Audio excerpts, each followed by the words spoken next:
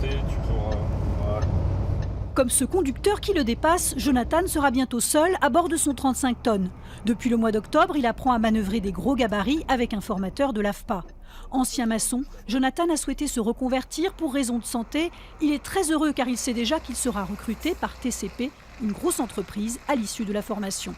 D'être au volant et tout, c'est comme un gosse qui conduit avec le petit camion. Bah là, c'est pareil, quoi, sauf que c'est en réel, quoi, donc c'est impressionnant, on en prend du plaisir.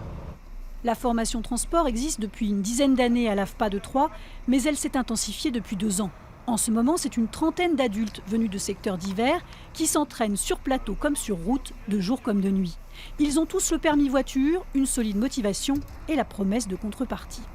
C'est le gros avantage aussi de ce métier-là, c'est qu'avec finalement pas forcément une grosse qualification, quelqu'un qui est volontaire et courageux, il peut sortir un salaire qui est beaucoup plus qu'honorable. On peut compter entre 1 700 et 1 900 € net par mois.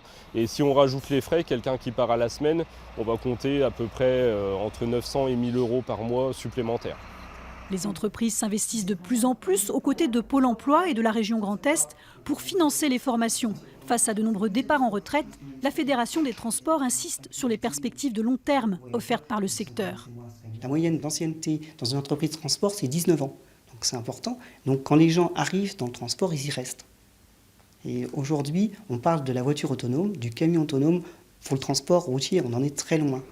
Plus d'hésitation donc, si en vous dort encore un routier sympa.